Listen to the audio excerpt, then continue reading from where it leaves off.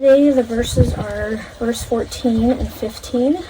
She is like a merchant ship bringing food from afar. And 15 is she rises while it is still night. Welcome back to Proverbs 31 Misfit.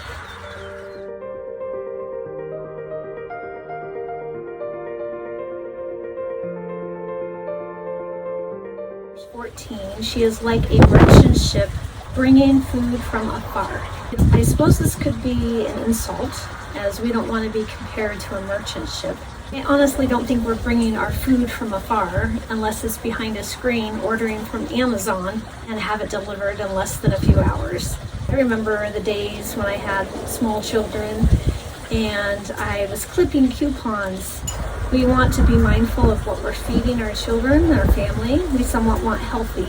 Many times when we went to grocery store as a family and we would have two carts, divide and conquer, we tended to get it done quicker that way. Also, my children, I would have them calculate in their heads how much the groceries were going to be, because often we did an envelope system, and if we didn't have the money for it, we obviously didn't get extra things. And they made it fun. It was kind of like a grocery game. I also think that going to get your food from afar can mean simply going in your backyard to collect eggs from chickens, also to raise livestock for your food, vegetable and fruit garden as well. And then the next verse is verse 15. She rises while it is still night. Many mornings I actually wake up at 4:45. This doesn't mean that you have to. I have just found out that if I get up early and start my day, I have a way more productive day than if I would have slept in. I believe that nourishment goes far beyond physical food, also like spiritual food. This is important so that you have time with God. There were numerous occasions that I operated on fumes. My body was not receiving the necessary nutrition that it needed because my kidneys were eliminating everything I ate. I had also assumed that chronic pain was common, that it was supposed to be this way. I had this since I was a child where my bones would hurt. I also assumed that being extremely tired was normal. I didn't understand how malnourished I really was all these years. Or I can look back at pictures when I'm younger, and even just a young mom, I looked very sick. I looked very malnourished. I wish I had learned this early on in my life. My parents took me to different doctors for my pain and nothing was found out. It wasn't until I was in my late 40s that we discovered the problem. But all through my life I had people say rude comments to me. I had people make fun of me because I was so thin, and I would eat a lot hoping that I could gain weight and I wouldn't. If somebody thinks that you are sick and there's a problem, they should never joke about it. They should come to you and say, hey, one-on-one, I have a real concern for you. And if that would have happened, if I could have been found out, that would have been great. But I actually had to go to a specialty doctor to figure this out. I just feel like for years I just wasn't fully present. I remember falling asleep at school.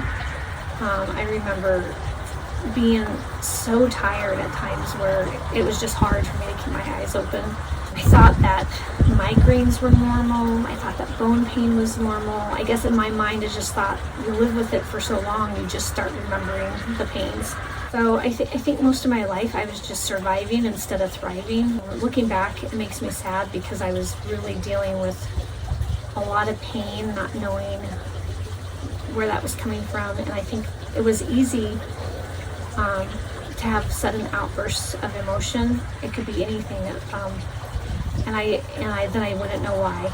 Why am I like this? Why is this happening? I wonder if people are just surviving in their life and they're not enjoying the best of their life that they can because they're dealing with an underlying physical problem, that you're sick. Many times it makes me think about when you're on the airplane and they have the masks that drop down and they tell you that if you have a child with you, you take care of yourself first and put your mask on before you put your child's mask on, because you're not going to do them any good if you don't have the oxygen coming in that you need. So you do need to take care of yourself first before you take care of your child in order to be the best for them that you can be. Wake up that early in the morning so I can take care of myself first. So by the time my family wakes up, I've already had a good intense workout, showered, taken care of all the animals, and I'm ready to go for the day.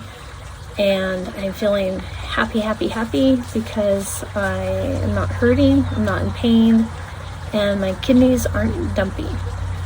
Every afternoon we try to have 2 hours of quiet time. Everybody just had to be by themselves, doing something quiet. That time I chose to work on my BSF. That was my prayer time, and also I would take a nap usually.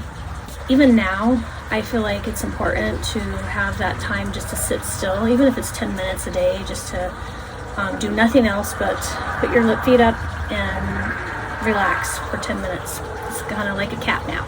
I remember there was times when my children were little and they'd fall asleep in the car on the way home, and I was so exhausted that I'd pull up in the driveway and just fall asleep right there. So we were all sleeping at the same time. I didn't want to wake them up, and I would get a nap in as well. As bedtime approaches, I need to be intentional to not be on any devices for 1 to 2 hours before bed. Studies have proven that being on the internet before bed causes ADHD and anxiety. I mean, it can cause that no matter what, but if you're doing it right before bed, you cannot turn your brain off, so then you can't sleep well. Also, some calming tea before bed helps. Another thing I have found works really well is I have an Abide app that plays through the whole night, songs and meditations. Some takeaways from these verses we can think about is, are you just surviving or thriving? What can you do differently with your routine? Sometimes you might need to actually go see a doctor to see if there's any underlying issues. Is there something in the day that you want to take care of you? What would that look like? Thanks for tuning in. We'll see you next time.